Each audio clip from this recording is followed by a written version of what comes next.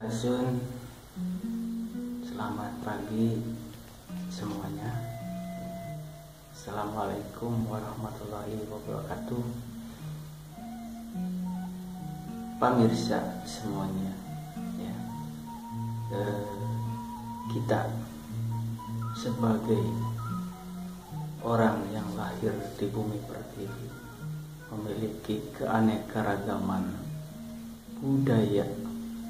Salah satunya adalah bahasa, ya. Bahasa di Indonesia itu ada belasan ribu jumlahnya. Bahasa daerah itu dipersatukan oleh bahasa Indonesia, sehingga terjadilah kerukunan antar sesama warga negara Indonesia. Akan tetapi yang namanya bahasa daerah adalah bahasa ibu yang tidak boleh dilupakan. Bahasa daerah itu saat ini mulai pudar. Kenapa? Karena banyak orang yang berpikiran bahwa menggunakan bahasa daerah itu adalah bahasa yang kampungan. Bahasa daerah dianggapnya bahasa yang ketinggalan zaman, sehingga ketika punya anak baru perecet dan porocot pun sudah diajak ngomong bahasa yang bukan bahasa daerah. Artinya tidak mau diperkenalkan sama sekali dengan bahasa daerah karena merasa gengsi. Nah itu, ya. Ketika mengandung sampai perecet, sampai porocot orok, sampai jadi dede bayi, sama sekali seorang ibu merasa malu untuk memperkenalkan bahasa daerahnya sendiri kepada anaknya. Itu kenapa? Satu hal yang harus dijawab.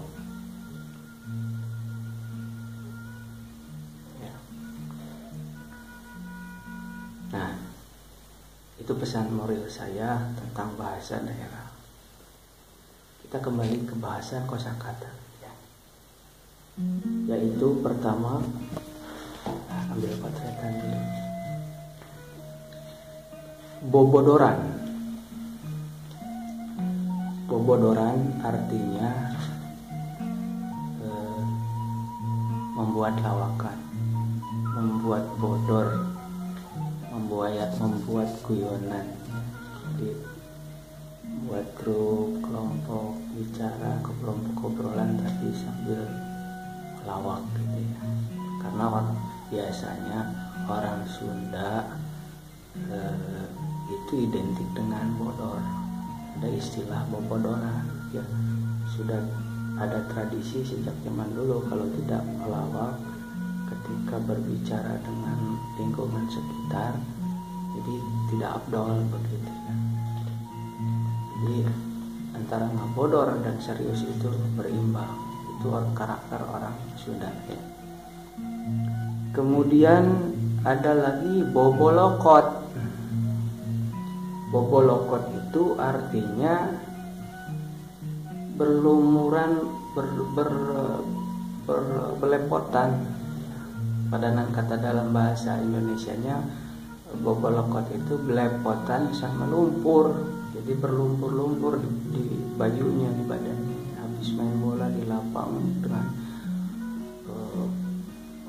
hujan-hujanan atau hujanan, sehingga badannya belepotan sama lumpur.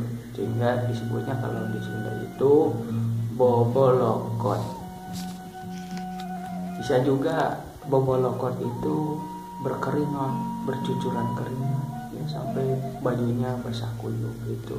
Kayak pemain bulu tangkis itu ya biasanya keringatnya banyak banget gitu ya. Nah itu bobolokot kesang,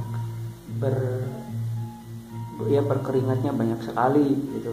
Kesang keringat, bobolokot kesang, bobolokot retak,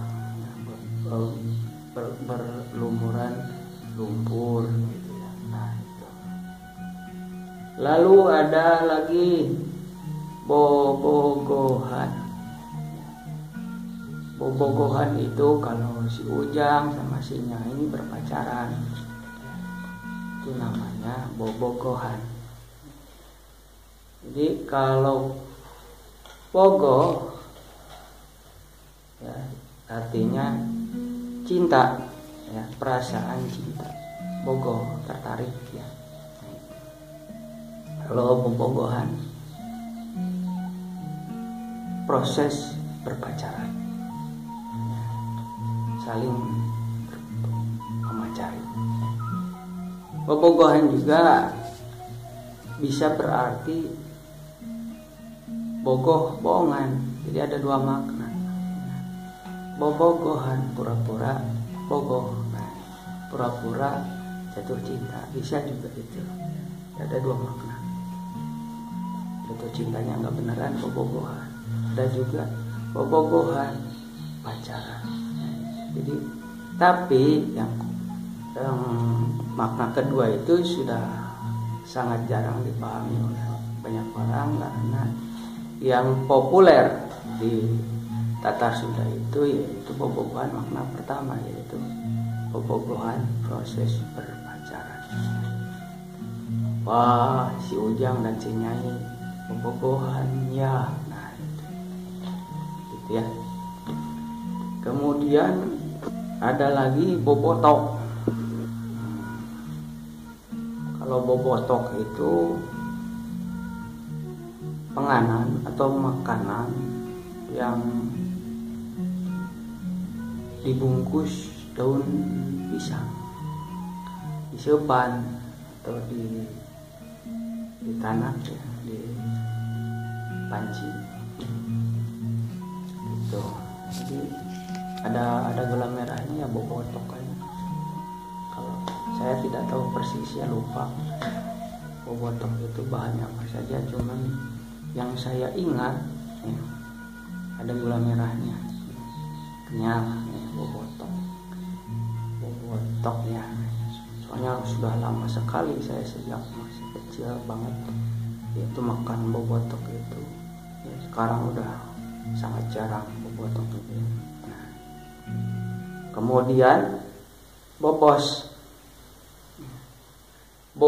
itu artinya kentutnya anak kecil, dede bayi. Kalau kentut disebutnya bobos. Jadi kalau orang dewasa menyebut anak kecil yang kentut, ya dede bobosnya. Nah, ya dede kentut ya. Nah, ya itu. Jadi jangan bilang, kalau di Sunda itu jangan bilang si Ujang hitut. Nah, itu salah ya. Kalau sama dede bayi itu bobos, itu kata yang lembut yang ditujukan untuk dede kecil ketika kentut ya. Itu bobos ya. Kalau orang dewasa kentut itu jangan dibilang bobos. Itu yang ada ditut, hitut, pret gitu ya. Kemudian bobotoh. Nah, kalau bobotoh itu yaitu penggemar atau fans ya. Nah, bobotoh itu sekarang populer oleh tim sepak bola Persib Bandung.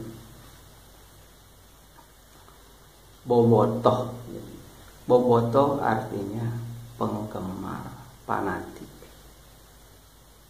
Bobotoh Persib, bobotoh persatuan sepak bola lain-lain. Misalkan bobotoh Persima, bobotoh Persikab. Nah, itu yang ada di Jawa Barat itu. Ya. Bobotoh Persita itu sama. Ya, kalau Persita itu Banten ya, sudah bukan tapi bahasa Sunda masih banyak bahasa Sunda. Kemudian ada lagi ya, ya potretan bobolonen. Kalau bobolonen itu artinya orang dewasa yang punya perilaku seperti anak-anak, bocah culun gitu.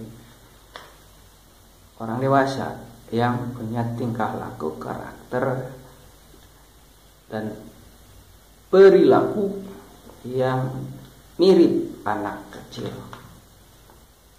Contohnya siapa? Nah, itu. Kelakuannya mirip anak kecil. Kenapa? Karena masih main sama anak kecil gitu ya. Main sama ayam gitu. Asuh ayam, bolonen gitu. Masih jalan-jalan sama dede tetangga gitu, bobolonen. Tapi yang namanya bobolonen itu tidak masuk kategori sebagai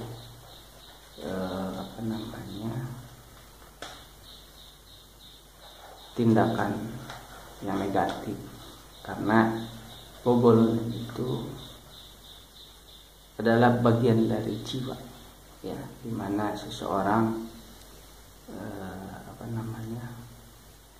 menyesuaikan diri dengan lingkungan. Contohnya ketika ingin berhadapan, ingin berbaur dengan orang-orang, tidak mungkin ya kan untuk mendekati ibunya, ya, mendekati anak-anaknya supaya hubungan bilateral dengan tetangga bisa lebih nyaman, lebih dekat. Ya lewat anaknya, jadi berusaha mendekati orang dengan sikap bobolonen agar bisa diterima oleh warga sekitar. Itu contoh.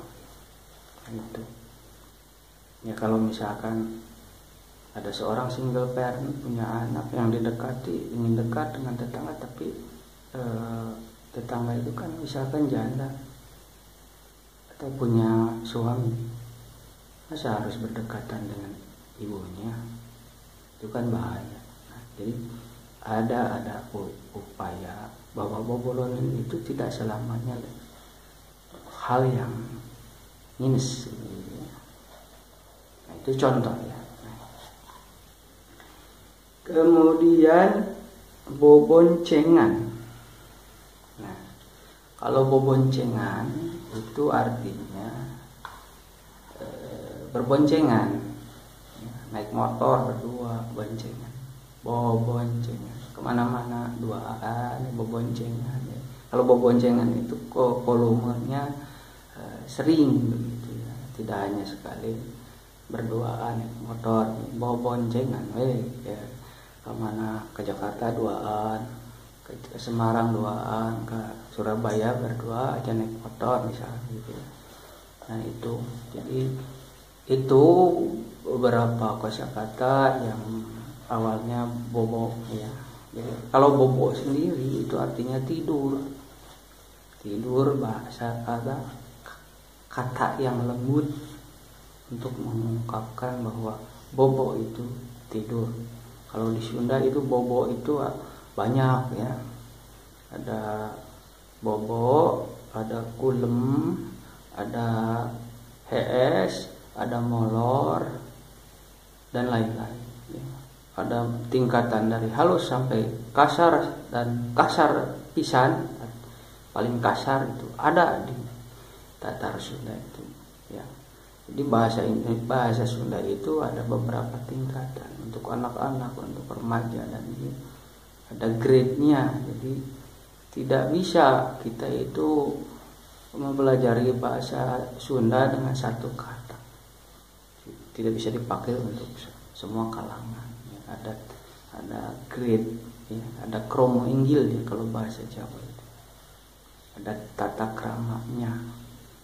Bagaimana seorang anak kepada orang tua bicara, bagaimana orang tua bicara kepada anak, dan bagaimana seorang pria berbicara dengan temannya, bagaimana seorang wanita berbicara dengan rekannya, begitu. Jadi beda-beda ya. Ya. Misalkan ya contohnya ke Hewan pun ya beda katanya, pilihan katanya, diksinya itu beda, ya nggak sama. Ya. Misalkan kan contoh ini ya ke orang mau bicara,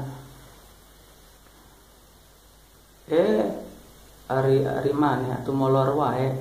Nah, sedangkan ke ayam, ya ayam kira kulem. Nah, itu kan satu kesalahan yang besar, ya.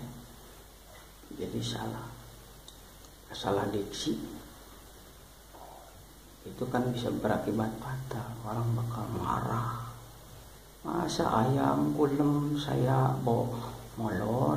Nah itu ya, jadi kulem itu kan halus, molor kan kasar. Nah itu masa ayam halus, lemes halus, orika jelema kasar, molor ika ayam kulem bobo enak wae, enak gue apa ya itu. Nah itu saja. Semoga bahasa Sunda ya dan bahasa-bahasa daerah lainnya di Indonesia ini bisa lestari. Itu harapan saya. Kita hilangkan ego, kita hilangkan